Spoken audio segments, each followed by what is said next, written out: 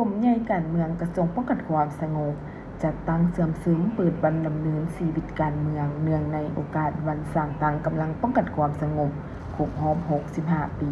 ในตอนเช้าวันที่24มีนาคม2026ที่สโมสรกระทรวงป้องกันความสงบสนามม้าให้เกียรติเข้าร่วมและเผยแพร่โดยพันเอกเพิ่นคำแสงดารา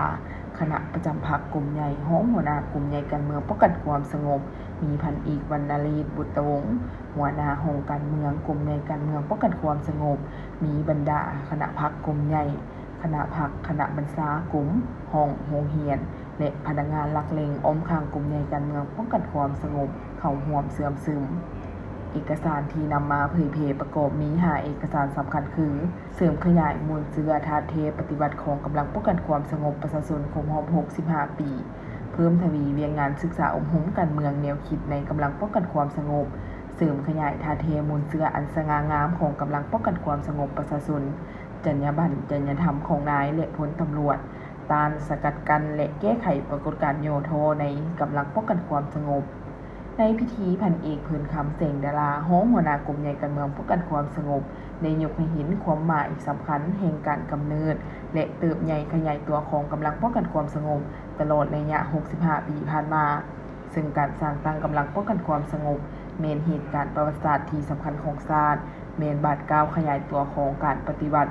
เมนกำลังประกบอาวุธปฏิบัติหนึ่งที่แหลมคมของพรรคเพื่อปกปักรักษาพรรครัฐปกป้องแนวทางและปกป้องอุดมการณ์สังคมนิยมเมนกำลังทีนี้การจัดตั้งนำพาบรรษาศึกษาอบรมโดยกงเด็ดขาดและหอบด้านจากพรรคประชาชนปฏิบัติลาวมีความบริสุทธิ์จงหักภักดีต่อพรรค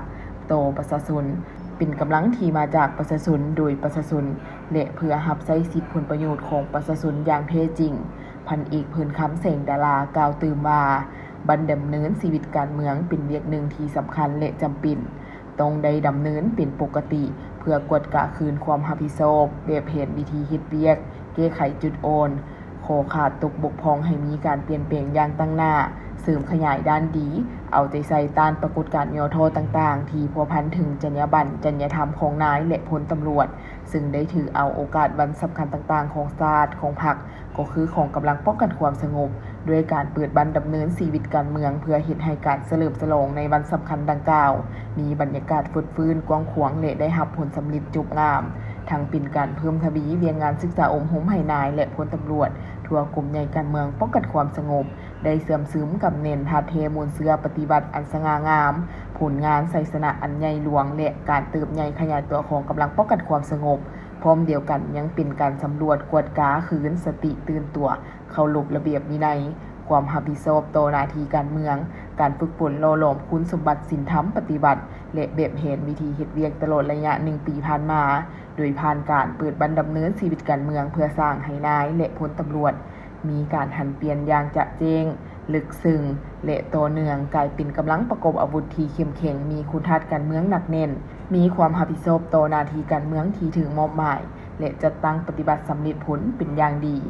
ภายหลังจัดตั้งเสื่อมซึมเอกสารคณะพรรคคณะบรรษาตลอดฮอดนายและพลตำรวจทั่วกลุ่มใหญ่การเมืองป้องกันความสงบจะได้พร้อมกันเขียนบทสำรวจตนเองแล้วตีราคาจัดแบ่งประเภทอยู่ภายในกลุ่มกองของตนและให้สำเร็จตามที่ได้กำหนดไว้